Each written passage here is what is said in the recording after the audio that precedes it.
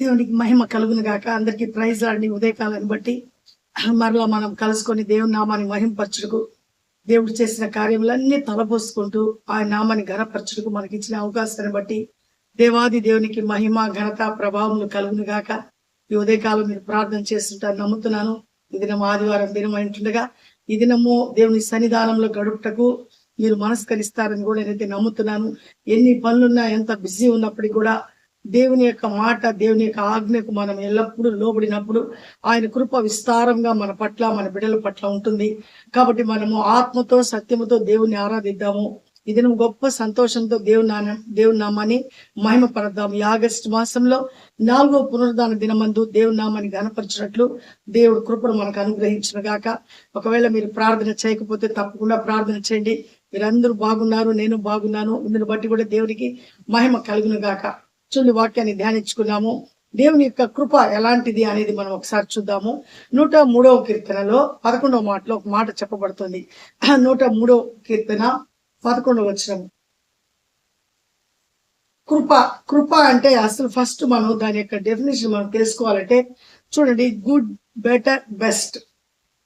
Good అంటే మంచిది, better అంటే పర్వాలేదు, బెస్ట్ అంటే ఇంకా సూపర్, ఇంకా దానికి తిరిగే లేదనమాట. కృప కూడా అలాంటిదండి. బెస్ట్ అంటే అంత దేవుడు మనకు అంత బెస్ట్ అయింది దేవుడు మనకు అనుగ్రహిస్తాడు. ఆయన ఎందు భయభక్తులు గలవారి పట్ల ఆయనకు ఉండేటువంటి గొప్ప వాస్తవత ఏంటంటే గుడ్ గా, కొంచెం బెటర్ గా ఇచ్చేవాడు కాదు, బెస్ట్ ఉత్తమమైంది. అంటే ఆయన కృపను ఆ ఉత్తమమైన దానికంటే కూడా ఇంకా ఎక్కువ ఏముందో నేను చెప్పలేనండి. అంతకంటే ఎక్కువగా ఆయన కృప ఉంది మన పట్ల. కాబట్టి ఆయన అంటున్నాడు, చూడండి, ఇక్కడ భక్తుడైనటువంటి దావీదు తన హృదయపూర్వకంగా తన హృదయంలో దేవుడు చేసినటువంటి కార్యాలను బట్టి దేవుని నామాన్ని మహిమపరుస్తూ తన దేవుని యొక్క శక్తిని మనకు తెలియచేస్తున్నాడు. చూద్దాం, మనము 103వ కీర్తన 11వ వచనాన్ని చూద్దాము.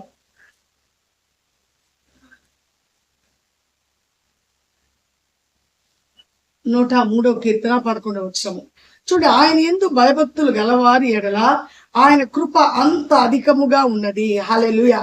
చూడు, ఆయన యందు భయభక్తులు గలవారి పట్ల ఆయన యొక్క కృప అంత అధికంగా ఉందంట. అంటే దేవుని యందు నమ్మిక ఉంచటము, దేవుని యందు భయభక్తులు కలిగి ఉండటము. నమ్మిక ఉంచుట ఒక ఎత్తు అయితే, భయభక్తులు కలిగినటువంటి జీవితాన్ని కలిగి ఉండట అది అల్టిమేట్ అనమాట. భయభక్తులు అంటే ఏంటంటే అండి, వెళ్ళటము, ఆదివారం రోజు వెళ్ళి చర్చికి వెళ్ళి మనము ప్రార్థన చేయటము, ఆ తర్వాత ఆ దినము మన పనులన్నీ మానుకొని వెళ్ళటం అనేది ఒక స్టెప్పే. కానీ అక్కడికి వెళ్ళిన తర్వాత ఆ దినము దేవుని యొక్క వాక్యము దైవజనుల ద్వారా దేవుడు మనకు అందిస్తున్నట్టు వాక్యాన్ని అది సమృద్ధిగా అది మన హృదయంలో పట్టుకొని, మన హృదయంలో దాన్ని దాచిపెట్టుకొని, అంటే వినగలిగిన చెవితో మనం గ్రహించి తద్వారా ఆ వాక్యాన్ని ఎప్పుడు నెమర వేసుకుంటూ మన జీవితాన్ని మనం సరి చేసుకుంటూ జీవించడమే దేవుని యందు భయభక్తులు కలిగి జీవించడం. అంతే, ఇంకా వేరేదేం కాదు. అంటే ఆయన ఆజ్ఞానుసారంగా జీవించడము, ఆయన చెప్పిన మాటకు మనము దాటిపోకుండా ఆ మాటలో నిలిచి ఉండటము దేవుని యందు భయభక్తులు కలిగి ఉండట. అంతేగాని దేవుని యందు భయభక్తులు కలిగి ఉండట అంటే చర్చికి వెళ్ళిపోవటము, ఆ తర్వాత అక్కడ కానుకలు ఇవ్వటము, లేకపోతే మన సంపాదన అంతట్లో 10వ భాగం ఇవ్వటము, ప్రార్థన చేయటము, ఉపవాసం ఉండటం, ఇదంతా మనకు ఇదొక కార్యక్రమం తప్పకుండా కావాలి. వీటన్నిటితో పాటు ఈ ఒబీడియంట్ కలిగిన మనస్సు, ఒబీడియంట్ అంటే చెప్పింది చేయటము, ఇంకా ఏ విధమైన అరమరకలు అనేది మన యొక్క హృదయంలో కానీ తలంపుల్లో కానీ లేకుండా పరిపూర్ణమైన విశ్వాసముతో దేవుడు చెప్పినట్టు చేసేటువంటి విధానాన్ని దేవుని యందు భయభక్తులు కలిగి ఉండుట అంటారు. కాబట్టి ఇక్కడ ఆయన యొక్క కృప ఎవరి మీద ఉంటుందంటే విస్తారంగా దేవుని యందు భయభక్తులు కలిగిన వారి పట్ల ఆయన కృప ఉంది. చూడండి, చాలా మంది ఈరోజు దేవుని ఆరాధించే వాళ్ళు ఉంటున్నారు. ఇప్పుడు మనమే పోల్చుకోవచ్చు. అంటే ఆయన కృప ఎవరికి దగ్గర అవుతుంది అంటే ఆయన యందు భయభక్తులు కలిగి ఉండట. భయభక్తులు అంటే ఆయన మాట విని ఆ మాట ప్రకారం చేసేవాళ్ళు, ఇంకా ఏ మాత్రము కుడికి గాని ఎడమకు గాని తొలగిపోకుండా ఖచ్చితంగా ఆయన మాటను, ఆయన స్వరం వింటూ ముందుకు కొనసాగే వారి పట్ల ఆయన కృప విస్తారంగా ఉందని మనం వింటున్నాం. భూమి కంటే ఆకాశం ఎంత ఎత్తుగా ఉన్నదో, అంటే ఎంత ఎత్తు మనకైతే తెలియదు, అంతకంటే ఎక్కువగా అధికముగా ఆయన కృప ఆయన యందు భయభక్తులు గల వారి పట్ల ఉంది అని మనం చూస్తున్నాము.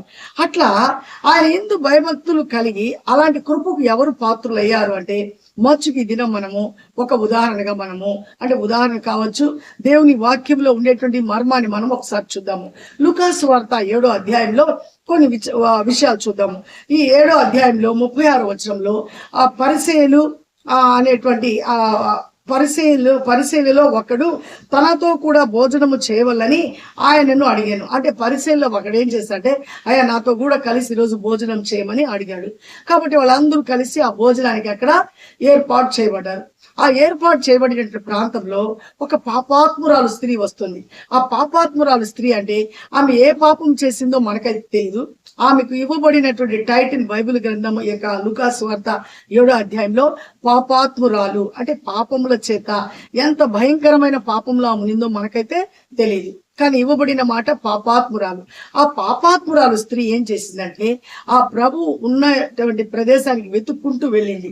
వెతుక్కుంటూ వెళ్ళి ఏం చేసిందంటే ఆయన వెళ్ళిన వెంటనే ఆయన పాదాల వెనక కూర్చొని ఆయన పాదాలు ఏం చేస్తున్నారు, తన కన్నీటితో పాదాలను తడిపేస్తుంది. తర్వాత ఏం చేస్తుందంటే ఆమె తన తల వెంట్రుకలతో ఆ పాదాలు తుడుస్తుంది. తర్వాత ఆమె ఏం చేస్తుందంటే ఆమె ఒక మంచి అంటే పర్ఫ్యూమ్ అనమాట. అంటే ఈ రోజు మనం చెప్పాలంటే మంచి సెంట్, ఈ సెంట్ని తీసుకొచ్చి అది చాలా వెలగలిగింది. ఆ యొక్క సమయంలో ఆ ప్రాంతంలో ఆ యొక్క సెంట్ అనేది చాలా విలువైంది. అదేంటంటే వాళ్ళ కష్టార్జితం అంతా జాగ్రత్తగా దాచిపెట్టుకొని అది కొనుక్కునేటువంటి అలవాటు వాళ్ళకు ఉంది. కాబట్టి ఆమె ఏం చేసిందంటే చాలా విలువైనటువంటి ఆ యొక్క సెంట్ను తీసుకొని వచ్చి ఆ సెంట్ యొక్క బాటిల్ పగలగొట్టి అదంతా ఏం చేసిందంటే ఆయన యొక్క తల మీద పోసి ఆయన ఏం చేసిందంటే అంతగా ఆయన్ని ప్రేమిస్తుంది అనమాట. వెంటనే అక్కడ ఉండేటువంటి వాళ్ళందరూ అది గమనించారు. గమనించి ఏం చేస్తున్నారంటే ఏమడుగుతున్నారంటే, అయ్యా ఏంటండి ఆమె ఒక పాపాత్మురాలు స్త్రీ కదా, నువ్వు బోధకుడు కదా, ఆమె నిన్ను టచ్ చేస్తుంది అన్నట్టు అక్కడుండే వాళ్ళందరూ వాళ్ళ హృదయాలు అనుకుంటున్నారు. అక్కడ సీమోను అనేటువంటి వాడితో ఆయనలో హృదయంలో ఉండేటువంటి మాటను కూడా ప్రభువుకు తెలుసు కాబట్టి అంటున్నాడు, సీమోను చూడు, నువ్వు అనుకునేది నాకు బాగా తెలుసు, కానీ నీ ఇంట్లోకి నేను వచ్చినప్పుడు నువ్వు ఆనవాయితీ ప్రకారంగా నా కాళ్ళు కడుక్కునే దానికి నువ్వు వాటర్ ఇవ్వలేదు. ఆమె ఏం చేసిందంటే తన కన్నీటితో నా కాళ్ళు కడిగింది. తర్వాత ఆమె ఏం చేసింది, తన విలువైన తల వెంట్రుకలతో నా యొక్క ఆ పాదాలు తుడిచింది. తను దాచిపెట్టుకున్నటువంటి ఆ సొమ్ముతో తను ఏం చేస్తుందంటే ఆ యొక్క నా పాదాల మీద ఆమె పోస్తుంది. చూడు చదువుతున్నాను, వినండి. బోధకుడా అని చెప్పమని అప్పుడు యేసు అప్పు ఇచ్చి ఒకనికి ఇద్దరు రుణస్తులుండిరి. వారిలో ఒకడు 500 దేనారములు మరి ఒకడు 50 దేనారములు అచ్చి ఉండి. అంటే ఆయన అంటున్నాడు, అంటే ఆ స్త్రీ చేసినటువంటి ఆ యొక్క అంటే ఆమె పోసినటువంటి ఆ కార్యాన్ని బట్టి ఆయన అక్కడ డిస్కషన్ చేస్తున్నాడు. అయ్యా ఒక వ్యక్తికి ఇద్దరు అప్పు పడ్డారు. ఒకడు వచ్చి 50 దినార్లు అప్పు పడ్డాడు, ఒకడు వచ్చి 500 దేనార్లు అప్పు పడ్డాడు.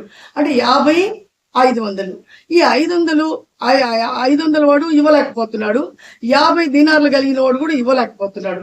వాళ్ళిద్దరికి ఏం చేస్తున్నాడంటే ఆయన నీ యొక్క అప్పు ఇంకా ఈ రోజు నుంచి మీరు నాకు కట్టాల్సిన అవసరం లేదు అని నేను ఒకటి చెప్పేశాడు. అంటే ఇచ్చిన వాడు తీసుకున్న వారితో మీరు ఇవ్వలేకపోతున్నారు కాబట్టి ఇదిగో నేను మిమ్మల్ని దయతో క్షమించేస్తున్నాను, కాబట్టి మీకు ఈ రోజు నుంచి ఈ అప్పుకి మీకు ఇంక ఏ సంబంధం లేదు అన్నట్లు ప్రభు వాళ్ళతో అన్నాడు అని ఉపమానంగా చెప్తున్నాడు అనమాట. తీర్చుటకు నా యొద్ద ఏమీ లేకపోయింది కనుక అతడు వారిద్దరిని క్షమించాడు. కాబట్టి వాళ్ళిద్దరిని ఆయన క్షమించేశాడు. కాబట్టి వీరిలో ఎవడు అతని ఎక్కువగా ప్రేమించనో చెప్పమని అడిగాను. కాబట్టి ఇప్పుడు ఇద్దరు అప్పుడు క్షమించబడ్డాయి. ఈ క్షమించబడినటువంటి వారిలో ఎక్కువగా ఎవరు ఆయన్ని ప్రేమిస్తారు అని అడుగుతున్నాడు. అంటే ఇద్దరులో అంటే 500 దినార్లు కలిగినవాడు ఒకడు, 50 దినార్లు కలిగిన వాడు ఒకడు. ఇప్పుడు ఇద్దరికి ఎక్కువ సంతోషం ఎవరికి కలుగుతుందంటే 500 దినార్లు కలిగిన వాడు, అప్పు ఎక్కువ వాడు. వీళ్ళకంటే మన భాషలో 50 లక్షలు అనుకోండి, ఇక్కడ ఇతనికి వచ్చింది 50,000. 50,000 క్షమించబడిన వాడి కంటే కూడా 50 లక్షల అప్పు నీకు కట్టబడలేదు అనే మాట చెప్పినప్పుడు వాడు ఎంత సంతోషపడిపోతాడు అనేది ఆయన ఒక ఉపమాన రీతిగా అక్కడ వాళ్ళతో చెప్తున్నాడు అనమాట.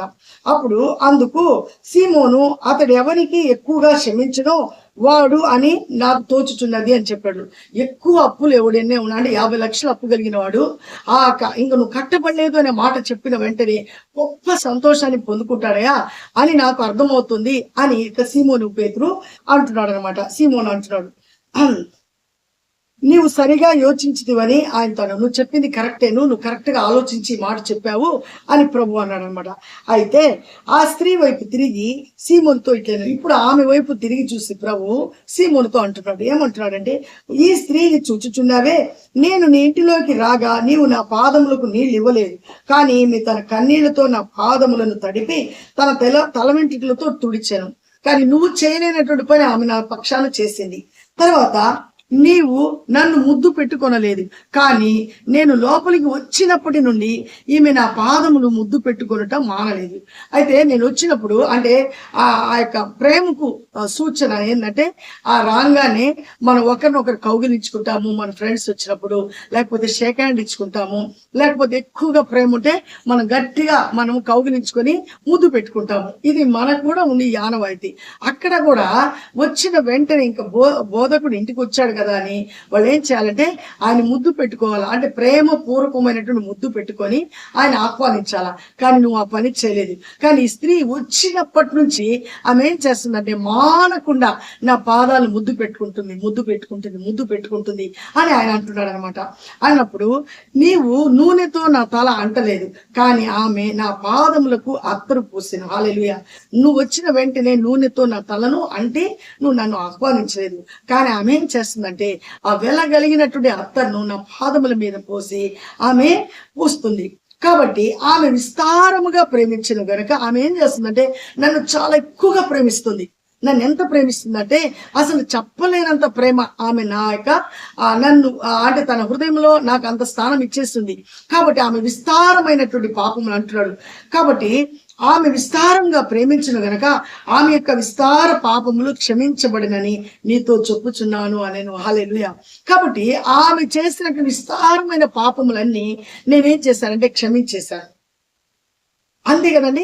ఆయన అంటున్నాడు, నువ్వు చేయవలసిన పని ఏది కూడా నువ్వు చేయలేదు, కానీ ఆమె టోటల్ చేసింది కాకుండా నన్ను మానక ముద్దు పెట్టుకుంటుంది.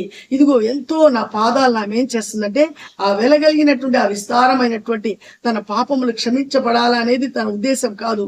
పాపిని ఇదిగో నువ్వు రక్షకుడు అయ్యా, ఇదిగో నీ దగ్గర కరుణ ఉంది అనేటువంటి ఉద్దేశంతో వచ్చి నా పాదాల మీద పడి తన హృదయానికి ఏం తోచిందో తీసుకొని వచ్చి అత్తరు పోసి ఆమె తుడుస్తుందయ్యా. కాబట్టి ఆమె విస్తారంగా నన్ను ఎంతగానో ప్రేమిస్తుంది, కాబట్టి తన విస్తారమైన పాపములు కూడా క్షమించబడ్డాయి అంటాడు. అంటే మనం కూడా చూస్తుంటాం, ఎవరైనా మన దగ్గర ఒక మంచి గిఫ్ట్ తెచ్చిచ్చినప్పుడు ఆ గిఫ్ట్ ను చూసి మనం చాలా సంతోషపడిపోతాము. సంతోషపడి మన వాళ్ళకు కూడా రిటర్న్ గిఫ్ట్ మనం కూడా ఏదైనా ఇవ్వాలా అనేటువంటి ఒక ఆతృత మన హృదయంలో ఉంటుంది. ఎందుకంటే తీసుకునే వాళ్ళంగా ఉండకుండా ఇచ్చే వాళ్ళంగా ఉండాలనేటువంటి మనసు మనకు కూడా ఉంటుంది. కాబట్టి ఈ మనస్సు అంటే ఎక్కడి నుంచి వచ్చిందంటే మనం దేవుని పిల్లలం కాబట్టి ఆ దేవుడికి ఉండే మనస్సు మనలోకి వచ్చింది కాబట్టి మనం కూడా అలా చేయగలుగుతున్నాం. కాబట్టి ఈమె చేసినటువంటి పని అంటే విస్తారమైన తన పాపములు క్షమించబడిపోయాయి. అంటే 50 లక్షల అప్పు, అంటే 50 లక్షల అప్పు ఉందనుకోండి, ఆమె 50 లక్షల పాపాలు చేసింది అనుకోండి. కాబట్టి ఆ పాపాలన్నీ ఏమైపోయాయంటే ఒకే క్షణంలో ఏమైపోయాయి, అన్ని కంప్లీట్ అయిపోయాయి. ఎట్లా అంటే ఆయన పాదాల చెంత చేరింది. కాబట్టి మనము 103వ కీర్తన 11వ వచనంలో చెప్పబడిన మాట ఏంటంటే, భూమి కంటే ఆకాశం ఎంత ఎత్తుగా ఉన్నదో ఆయన యందు భయభక్తులు గలవారి ఎడల ఆయన కృప అంత అధికముగా ఉంది అనేటువంటి మాటను మనము గుర్తు తెచ్చుకుంటే ఈ స్త్రీ యొక్క జీవితాన్ని చూసినప్పుడు అబ్బా ఎంత గొప్ప దేవుడు అయ్యా, నువ్వు ఎంత కరుణ కలిగిన వాడు, నీ జ్ఞానానికి ఎవ్వరు దాన్ని ఈ జ్ఞానం ఇంత కొలత వేయగలరయ్యా అని ఆ మాట విన్నప్పుడు, ఆయన యొక్క ప్రేమను చూసినప్పుడు ఎవ్వరం కూడా ఆయన దగ్గర నుంచి దాటి వెళ్ళిపోలేము. ఆయన మనకు కావాలా, ఆయన మన రక్షకుడు, ఆయన మీద మనం ఆధారపడాలా.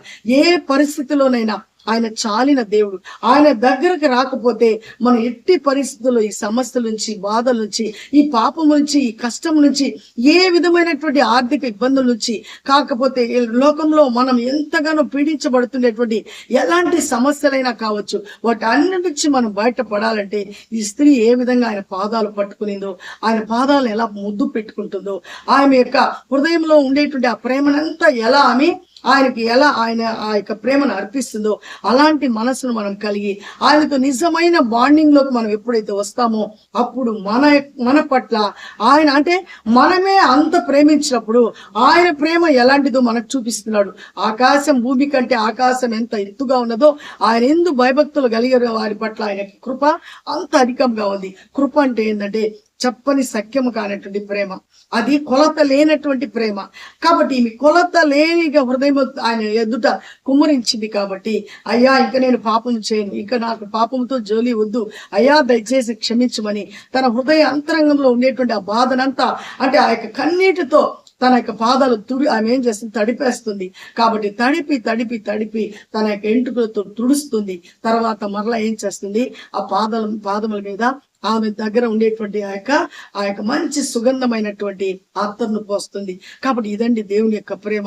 దేవునితో మనం ఎప్పుడైతే ఆ బాండింగ్ లోకి వస్తామో ఆ ప్రేమ మనకు అర్థమవుతుంది. కాబట్టి ఆయనతో ఉన్నప్పుడు, ఆయన మాట మనం విన్నప్పుడు, మనం ఎలాంటి చెడిపోయిన పరిస్థితి ఉన్నప్పటికీ కూడా ఆయన వాటి అన్నిటి నుంచి రిపేర్ చేసి మనల్ని ఒక పవిత్రమైనటువంటి జీవితంలో ఆయన నిలబెడతాడు. అది ఆయనకు ఉండేటువంటి శక్తి. కాబట్టి ఆయన మీద మనం ఆధారపడి ఆయన కృప కొరకు నిరంతరం మనం ఎదురు చూసినప్పుడు ఖచ్చితంగా దేవుడు మన ప్రతి అవసరం తీర్చి ఆ స్త్రీని ఎలా క్షమించాడు, ఆ స్త్రీని ఏ విధంగా ఆయన గొప్ప ధన్యురాలుగా నిలబెట్టాడు. ఈ రోజు ఆ ఆశ మనకు ఉంటే మనలో ఏ విధమైన ఆ యొక్క పాపాలు ఉన్నాయో, మనలో ఏ బలహీనతలు ఉన్నాయో అన్ని మనకు తెలుసు, ఆయనకు తెలుసు. కాబట్టి ఇంకెవ్వరికి తెలియాల్సిన అవసరం లేదు. కాబట్టి ఆ తెలిసినటువంటి మనము ఆ యొక్క క్షమించేటువంటి ఆయన దగ్గరికి వచ్చినప్పుడు ఆయన ఖచ్చితంగా క్షమించి మనల్ని కూడా పవిత్రులుగా చేస్తాడు. అలాంటి పవిత్రమైన జీవితం మీకు కావాలంటే ఇప్పుడే ప్రార్థిద్దాము. అట్టి కృప దేవుడు మనకు అనుగ్రహించను గాక. మహాగణరాజ్యం కలిగిన దేవ, జీవాధిపతి నీ స్తోత్రం నాయన. నీ మహాకృపలో ఈ ఉదయకాలం నాయన మాతో మీరు చక్కగా ఈ ఉదయకాలం ఈ యొక్క పునరుద్ధాన దినమందు మీరు మాతో మాట్లాడిన మన ప్రతి మాటను బట్టి మీకు కృతజ్ఞతాస్తులు చెల్లిస్తున్నానయ్యా.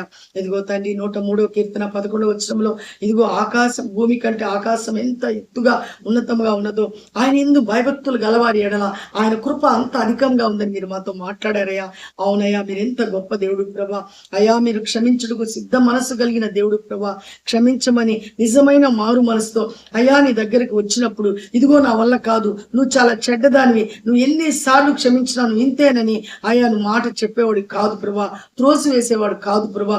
నిజమైన మారు మనసుతో రమ్మంటున్నావు. ఇదిగో లెక్కలేని పాపాలని క్షమిస్తానంటున్నావు. అవునయ్యా, పాపాత్మురాలైతే ప్రభా ఎంతో నైనా పాపంతో నింపబడినప్పుడు ఇదిగో మీరు పోల్చి చెప్తున్నారు. 500 దేనార్లు అంటున్నారు, 50 దేనార్లు అంటున్నారు.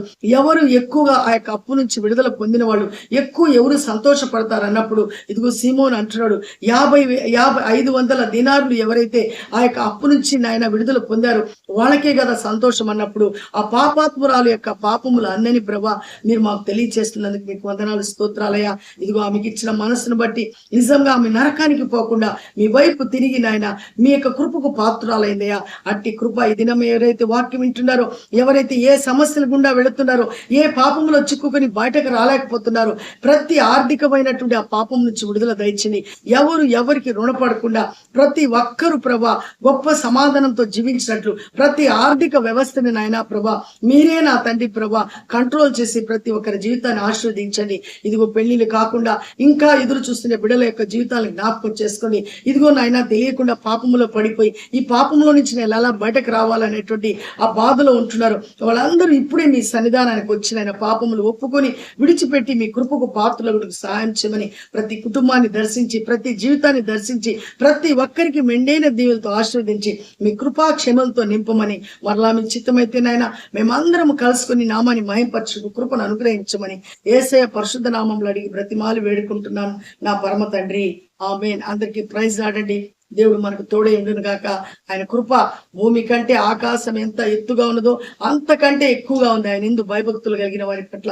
కాబట్టి ఆ కృప నీకు నాకు కావాలంటే ఖచ్చితంగా ఆయన పాదాల దగ్గరికి మనం రావాల్సిందే.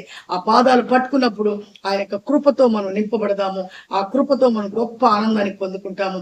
తప్పకుండా షేర్ చేయండి, లైక్ చేయండి, సబ్స్క్రైబ్ చేయండి, మన ఛానల్ అనేకులకు తెలియచేయండి. దేవుని రాజ్యం కట్టుటకు మనమందరం ప్రోత్సహించబడదాము, పురిగొల్పబడదాము. మరలా దేవుని చిత్తమైతే రేపటి దినం కలుసుకునే ప్రయత్నము ఆయన కృపాక్షేమములు మనకు తోడుగా ఉండదు గాక. ఆమేన్. షాలోమ్.